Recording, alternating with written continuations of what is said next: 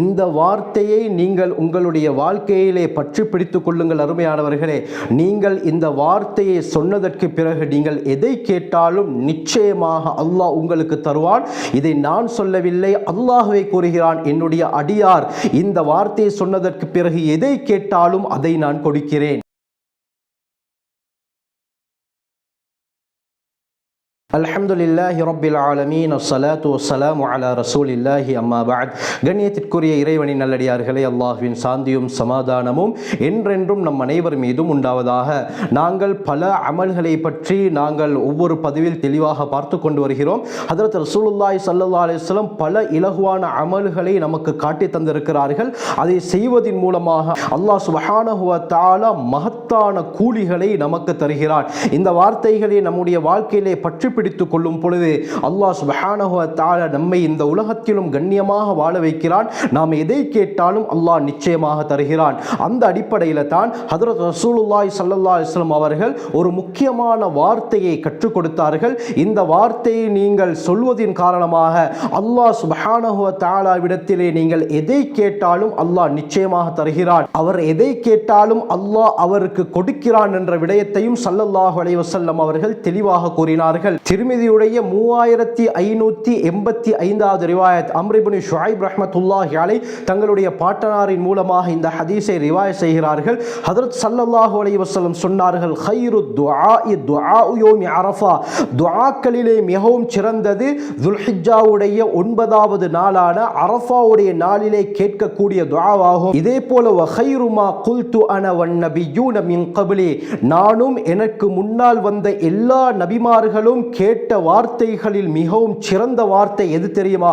லா இலாஹ இல்லல்லாஹு வஹ்தஹு லா ஷரீக லஹு லஹுல் முல்கு வ லஹுல் ஹம்து வ ஹுவ அலா குல்லி ஷைஇன் கதீர் என்ற வார்த்தை என்று ஸல்லல்லாஹு அலைஹி வஸல்லம் சொன்னார்கள். இந்த வார்த்தை தான் அருமையானவர்களே, லா இலாஹ இல்லல்லாஹு வஹ்தஹு லா ஷரீக லஹு லஹுல் முல்கு வ லஹுல் ஹம்து வ ஹுவ அலா குல்லி ஷைஇன் கதீர். இந்த வார்த்தை நமக்கு பாடமாக இருக்கும், நமக்கு மனனமாக இருக்கும். இந்த வார்த்தையை நம்முடைய வாழ்க்கையை நாங்கள் பற்றி பிடித்துக் கொள்ள வேண்டும். இமாம் நசாயி ரஹ்மத்துல்லாஹி அலைஹி அவர்கள் அமலுல் யோமி வல்லைலா என்ற கிதாபில் 28வது ஹதீஸாக இந்த விடயத்தை பதிவு செய்கிறார்கள். யாக்கூப் பின் ஆசிம் ரஹ்மத்துல்லாஹி அலைஹி அவர்கள் அறிவிக்கிறார்கள், ஹஜ்ரத் ரசூலுல்லாஹி ஸல்லல்லாஹு அலைஹி வஸல்லம் அவர்களுடைய 2 தோழர்கள் சொல்வதை நான் கேட்டிருக்கிறேன். அவர்கள் என்ன கூறினார்கள் தெரியுமா? ஹஜ்ரத் ரசூலுல்லாஹி ஸல்லல்லாஹு அலைஹி வஸல்லம் அவர்கள் சொல்வதை நாங்கள் கேட்டிருக்கிறோம். எந்த அடியான் முஹ்லிஸன் பிஹா ரூஹுஹு, தன்னுடைய உள்ளம் மன தூய்மையாக இருக்கும் நிலையிலும், வ முஸத்திகம் பிஹா கல்புஹு லிசானஹு, தன்னுடைய உள்ளம் தன்னுடைய நாவு சொல்வதை உண்மை என்று ஏற்றுக்கொண்ட நிலையிலும், லா இலாஹ இல்லல்லாஹு வஹ்தஹு லா ஷரீக லஹு லஹுல் முல்கு வ லஹுல் ஹம்து வ ஹுவ அலா குல்லி ஷைஇன் கதீர் என்ற வார்த்தையை கூறுகிறாரோ, அவருக்காக வேண்டி வானத்துடைய வாசல்கள் திறக்கப்படாமல் இல்லை, எல்லா வானத்துடைய வாசல்களும் திறக்கப்படுகின்றன.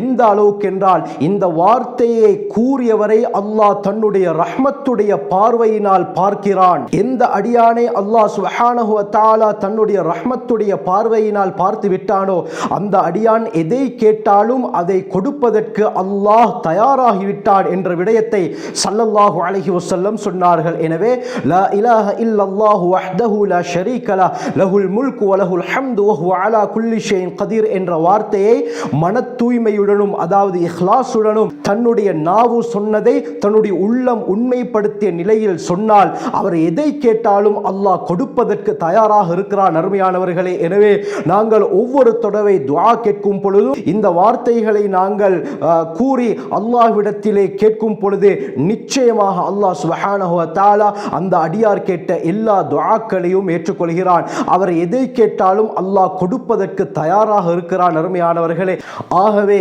இந்த வார்த்தையை, இந்த கலிமாவை நாங்கள் அதிகமாக நம்முடைய துஆக்களில், பிரார்த்தனைகளில் சேர்த்துக் கொள்வோம். வரும் பொழுதும் போகும் பொழுதும் இந்த வார்த்தைகளை நாங்கள் நம்முடைய நாவுக்கு பழக்கிக் கொள்வோம். நாம் எது கேட்டாலும் அல்லாஹ் நிச்சயமாக நமக்கு கொடுப்பதற்கு தயாராக இருக்கிறான். இதே போல இந்த அமலை உங்களுக்கு தெரிந்தவர்களுக்கும் ஷேர் செய்யுங்கள், மற்றவர்களுக்கும் சொல்லிக் கொடுங்கள். அவர்கள் எத்தனையோ பிரச்சனைகளில் இருப்பார்கள். எனவே அவர்களும் துஆக்களிலே இந்த வார்த்தைகளை சேர்த்து கொள்ளும் பொழுது அவர்களுடைய பிரச்சனைகளையும் அல்லாஹ் இல்லாமலாக்கி நிம்மதியான வாழ்க்கை வாழ்க்கையை வாழ வைப்பான். ஆகவே நாம் நம் வாழ்க்கையை சிறந்த முறையிலே அமைத்துக் கொள்ள வல்ல அல்லாஹ் நம் அனைவருக்கும் கிருபை செய்வானாக. ஜஸாக்குமுல்லாஹு கைர். வ ஆகிரு தஅவானா அல்ஹம்துலில்லாஹி ரப்பில் ஆலமீன்.